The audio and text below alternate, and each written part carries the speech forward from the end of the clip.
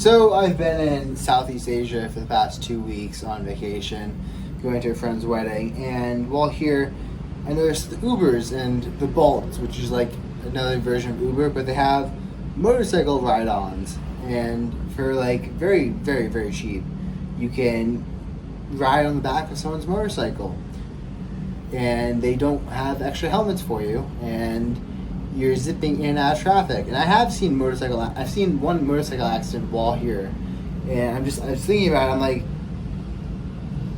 that is, I get why it's fun. Like, you're living life without a care, and it's really fun to do until you wipe out, and then you're gonna have a lot of cares. Like, is my back broken? Is my neck broken? Is my brain ever gonna function like it used to again? And I mean, I know what it feels like because I used to go longboarding on my electric longboards, heading 30 miles an hour until I hit a gap in roadwork. It was like a little bit more than that big, that deep. Ate up my whole front wheel, stumbled off my board. I ripped my toe in half, so it was like a little flap hanging off of it. And then I tumbled and I got road rash all down my back. And I called up my friend, not knowing what the hell's happening. I'm like, I need help. I don't know what's injured. Bring a towel. I'm bleeding everywhere. And he came and picked me up. And I was like, very lucky that I wasn't more damaged. But I was pretty messed up. My adrenaline was through the roof. And ever since then, I don't ride my longboard full speed unless I'm wearing protective gear, like a helmet or elbow pads or knee pads. I mean, it's really fun to live life without care. But when you wipe out, and statistically speaking, you probably will wipe out at some point, you really wish you had that. I mean, one of the things I really hate, and one of the things I've tried to not focus so much on is, like, there's a question you ask yourself of, am I back to normal? And I'll put this in perspective. I wiped out snowboarding my freshman year of college, and I was going down Black Diamond. Like, if that's the slope, I was going down on the front edge of my board, just sliding down. It was pretty icy, picking up some speed. I think I'm doing pretty good at this, and keep going, probably going 15, 20 miles an hour. I hit the back of my board, catches. I do a flip and a half, and I plant the back of my head into the ice. And it made like an indentation, like a thick indentation. And ever since then, actually after that, for the next month and a half, once I went back to school, my teachers had an oar around them. It made my classes very entertaining, even if I couldn't understand some of my heavier accented professors in engineering, because they had it. If I stared at anything long enough, I'd see like a fuzzy oar around it. My professors had oars, and the one thing that just goes through your head over and over again is my brain ever going to go back to normal? Like, I have trouble remembering names, some other stuff too, or like if you ever get a headache or anything like that, you always wonder, did I always get this? Did I always have trouble remembering people's names? Did I always not really be that good at remembering songs? Or is that just due to my concussion? Did I forget everything? How bad was that? I mean, it was bad, but you question, how healed is your brain?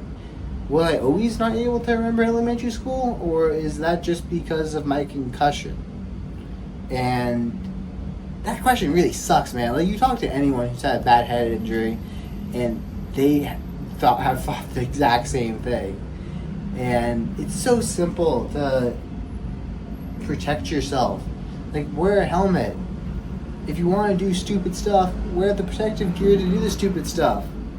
I get that it's fun to live without a care, but I mean, I'd hate to be 80 years old and have my grandchild be Dad, Grandpa, why are you in a wheelchair? I'm like, well, when I was 23 years old, I decided, fuck it, let's go ride a moped through downtown Dhaka, which is the capital of Bangladesh. And I hit another person because I didn't know that my driver was super tired because he's probably working like 3 other jobs.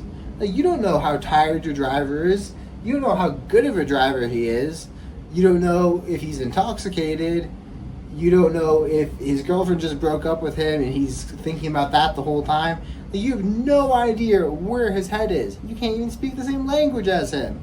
And I see people hopping on the back of these motorcycles and riding them on the highway. I'm like, what the hell is this?